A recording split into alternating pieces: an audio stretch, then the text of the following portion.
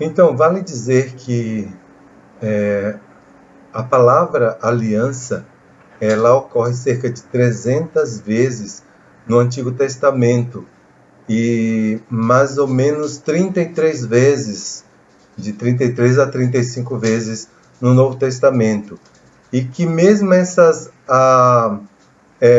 35 vezes que ocorrem no Novo Testamento, elas fazem alusão ao Velho Testamento. E o que queremos dizer com isso? É que o aspecto da nova aliança, que é feita por Deus, ela tem um, um ponto importante de ligação com as alianças antigas. Então, não é que essa nova aliança ela veio desfazer das outras alianças, mas as alianças mais antigas, feitas desde o Éden até a chegada de Cristo, ela teve um propósito de preparar o homem, né, e de mostrar o propósito final da salvação em um Redentor, que foi a promessa feita lá no Éden depois da queda. E quando o escritor aos Hebreus diz que a nova aliança é superior porque o mediador também é superior, isso ele fala lá no capítulo 8, 6 de Hebreus, ele está querendo dizer que esse mediador de uma nova aliança, ele confirma novas promessas. E no caso, está falando de Jesus. Como uma aliança envolve as duas partes, né, o contratante e o contratado, o mediador é um intermediário, e esse intermediário é Jesus. E Jesus, nesse caso, ele faz a mediação entre Deus e o homem. Então, no caso desses dois contratantes, é Deus quem estabelece a aliança. E isso faz com que a aliança seja inevitavelmente unilateral. Se foi Deus que fez a aliança com o homem, então Deus estabeleceu esta aliança. E quando a gente fala de quebrar a aliança, de apostasia, de descaso, né, de desacordos entre as alianças, nós estamos falando que o homem ele sempre está desse lado dos desacordos, porque Deus é fiel àquilo que ele promete, Deus é fiel àquilo que ele diz, ele jamais vai se trair. A palavra, Paulo fala isso, Deus é fiel, né, e também ele vai se manter fiel ao que ele diz, tudo que ele prometeu, ele jamais vai deixar de cumprir nele mesmo, né? E quando também dizemos que a nova aliança é superior porque o mediador é superior, devemos também entender que ela é instituída com base em promessas superiores, ou seja, a promessa da regeneração, a promessa da purificação, da justificação, do poder e da graça. Então, ao falar desse mediador e dessa promessa e dessa parte unilateral da aliança, o que nós queremos dizer é o seguinte, que Deus foi quem estabeleceu as alianças e ele é o Deus que se mantém fiel àquilo que ele prometeu. E que mesmo o homem sendo infiel, né, mesmo o homem quebrando as alianças, mesmo o homem fazendo descaso de Deus, como temos visto, nós observamos que Deus jamais deixou de cumprir. Ele continuou insistindo com a humanidade para que a humanidade seja salva, de modo que ele fez a nova aliança para que todo aquele que crê não morra, mas tenha a vida eterna. Então, esse é o aspecto da nova aliança. Aquele que crê em Jesus, que recebe Jesus como Salvador. E podemos afirmar que receber Jesus é fazer uma aliança com Deus. Isso implica em viver uma vida de fidelidade até o fim. Como Paulo diz mesmo lá em Colossenses capítulo 2, 6 e 7. Ele diz assim, como nós já recebemos a Cristo e nós devemos continuar vivendo nele, levando a cabo aquilo que nós aprendemos desde o início, para que Deus encontre em nós também a fidelidade. Então é bom que a gente tenha em mente que a nova aliança, embora ela seja absolutamente incondicional, levando em conta que o homem não pode prover nada para ser salvo, ela tem um aspecto da fidelidade do homem, da obediência, né? A prover a salvação, a aliança de que daria a salvação, Deus fez. Agora, o aspecto condicional é de que o homem deve crer e obedecer, né, aquilo que Deus prometeu. Então, em resumo, de tudo aquilo que nós falamos até agora, nessas 3 aulas, a Bíblia nos ensina que o homem veio à existência porque Deus decidiu criá-lo. E de acordo com o relato bíblico, o homem ele se torna diferente de todos os outros seres vivos, porque Deus faz o homem como a coroa da criação, obra-prima da sua criação. Lá em Gênesis capítulo 2:7 diz que Deus formou o homem do pó da terra e depois soprou nele o fôlego de vida e ele passou a ser alma vivente. Deus não fez isso com nenhum outro animal, né? E aqui fica evidente que o ser humano é constituído, né, por Deus como um ser superior aos outros animais, recebendo um elemento material, que é o corpo, e o elemento imaterial, que é a parte que veio de Deus. E na união desses 2 elementos, o homem se torna alma vivente. Assim, o homem de acordo com alguns teólogos, ele é tricótomo, né, quando ele possui corpo, alma e espírito, uma parte física, e essa parte física voltada é a parte que a gente vê, onde se apresenta os órgãos dos sentidos, né, a parte da alma, que é a parte onde ele tem sentimentos e emoções, e a parte espiritual, que é a parte que liga o homem com Deus. Então, nós falamos disso na tricotomia.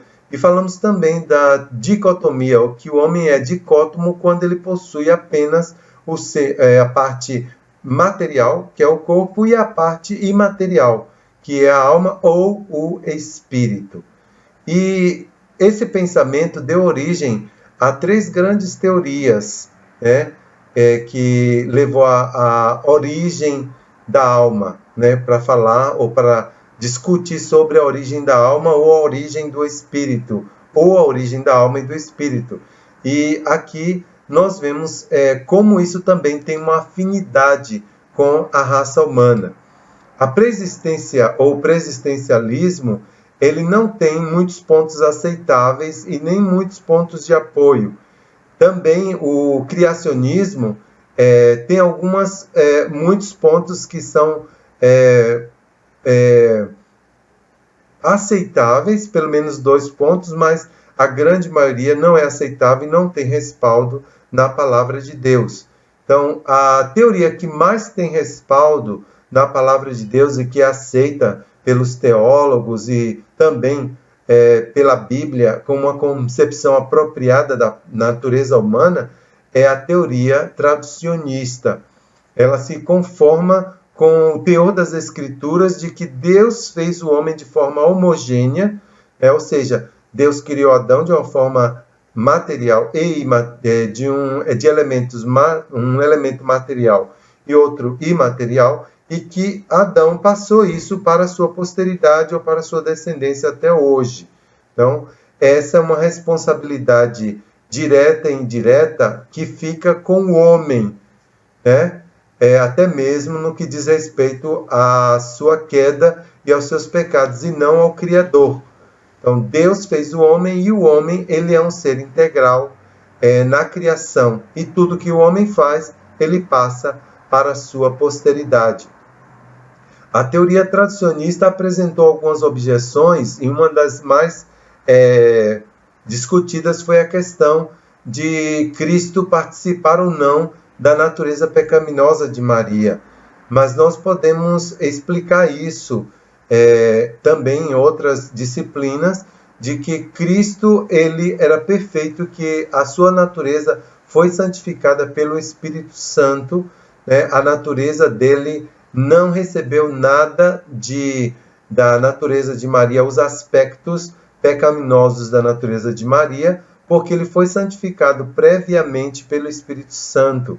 Nós temos várias referências bíblicas que falam disso, Lucas 1:35, João 14:30, Romanos 8:3, 2 Coríntios 5:21, Hebreus fala disso, 1 Pedro também fala disso, e assim a natureza de Cristo foi livrada da condenação quanto à corrupção do pecado. Vimos também que a culpa do primeiro pecado foi dada a Adão porque ele era o chefe da humanidade. Então, todos pecaram em Adão por ele ser o chefe da humanidade.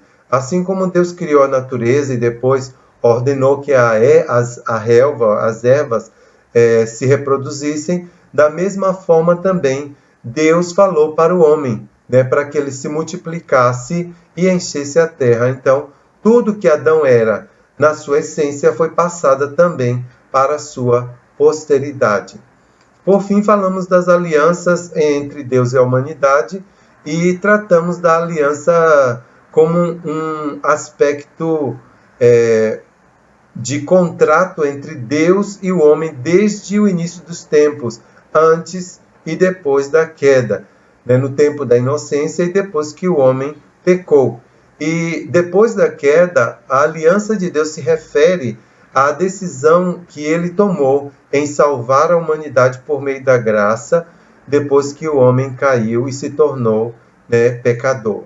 Assim, de acordo com a fé cristã, Cristo veio, né, encarnou, morreu, ressuscitou para salvar o homem dos seus pecados. Nós falamos das 8 alianças que Deus fez com a humanidade e que os componentes dessa aliança se baseiam no cumprimento da promessa e da garantia da fidelidade de Deus e também nos termos das condições que devem ser cumpridas pelo homem.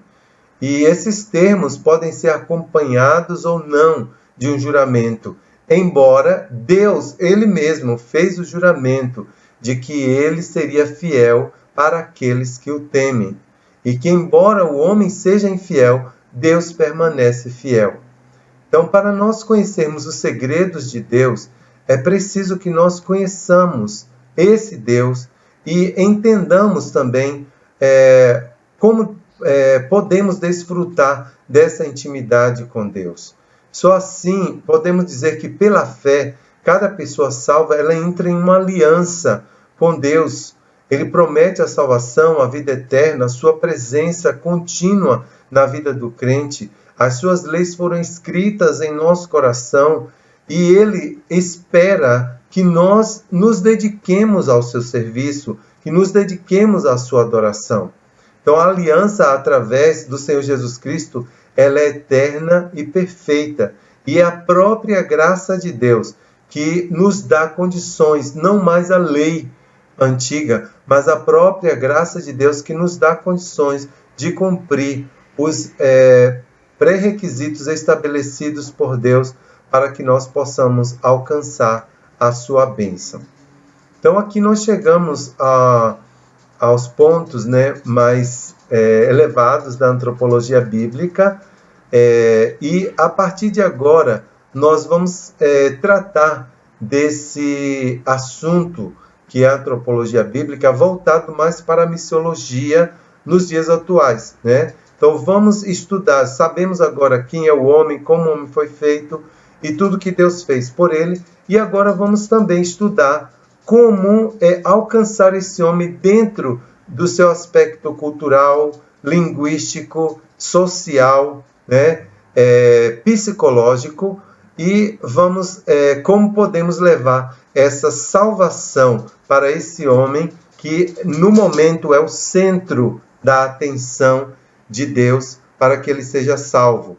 E quando nós olhamos o homem como a centralidade da salvação, nós queremos fazer com que ele entenda que Deus proveu a salvação para esse homem, mas que não é o homem o centro, e sim o próprio Deus. Nós levamos a mensagem do Evangelho de que Cristo veio para que o homem fosse restaurado. Cristo se tornou o homem perfeito, aquele homem que era antes do pecado, aquele homem que era no tempo da inocência, para que ele possa entender que ele deve tudo isso ao seu Criador, porque dele, por ele, para Deus, são todas as coisas. Então, a mensagem do Evangelho não está centralizada no homem, mas centralizada no próprio Deus, para resgatar o homem para a verdadeira adoração. E disso nós vamos tratar na nossa próxima aula. Então, eu gostaria de agradecer a você, né, por esse tempo dessas 3 aulas, e no próximo módulo nós vamos tratar desses aspectos da antropologia bíblica, falando mais diretamente, voltado para a missiologia, ou como alcançar o homem com a mensagem do Evangelho. Quero agradecer pela sua atenção, que Deus te abençoe em Cristo Jesus.